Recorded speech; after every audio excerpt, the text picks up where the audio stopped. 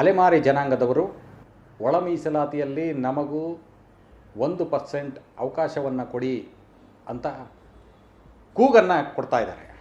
ಈ ಹೋರಾಟದ ಸ್ವರೂಪ ಅತ್ಯಂತ ಘೋರ ಆಗ್ತಾ ಇದೆ ಅಂತ ಅನ್ನಿಸ್ತಾ ಇದೆ.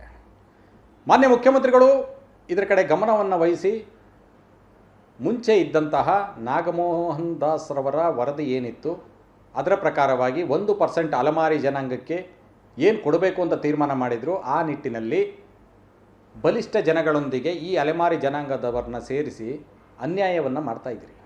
ಯಾಕೆ ಈ ರೀತಿಯಾದಂಥ ತಾರತಮ್ಯವನ್ನು ಮಾಡ್ತಾಯಿದ್ದೀರಿ? ಬೆರಳೆಣಿಕೆಯಷ್ಟು ಇರ್ತಕ್ಕಂಥ ಅಲೆಮಾರಿ ಜನಾಂಗದವರು ದೇಶದಲ್ಲಿ ಅವರು ಮುನ್ನೆಲೆಗೆ ಬರಬೇಕು ಅನ್ನೋ ರೀತಿಯಲ್ಲಿ ಒಳ ಮೀಸಲಾತಿಯನ್ನು ಮಾಡಬೇಕಾದಂಥ ನೀವುಗಳು ಅವರಿಗೆ ಘೋರವಾದಂಥ ಅನ್ಯಾಯವನ್ನೇ ಮಾಡಿದ್ದೀರಿ. 5 ವರ್ಗಗಳನ್ನು ವಿಂಗಡಣೆ ಮಾಡಿದ್ದಂತಹ ವರದಿಯಲ್ಲಿ ನೀವು 3 ವರ್ಗಗಳಾಗಿ ವಿಂಗಡಣೆ ಮಾಡಿದ್ದೀರಿ. ಅದರಲ್ಲಿ ಈ ಜನಾಂಗದವ್ರನ್ನ ಬಲಿಷ್ಠವಾಗಿ ಬೆಳೆದಿರ್ತಕ್ಕಂತಹ ಜನಗಳ ಜೊತೆ ಇವ್ರನ್ನ ಸೇರಿಸಿದ್ದೀರಾ. ಅವ್ರ ಜೊತೆ ಇವ್ರು ಕಾಂಪೀಟ್ ಮಾಡಲಿ ಅಂತ ಹೇಳಿ ಬಿಟ್ಟಿದ್ದೀರಾ. ಆವಾಗ ಕಾಂಪೀಟ್ ಮಾಡೋಕ್ಕಾಗತ್ತಾ?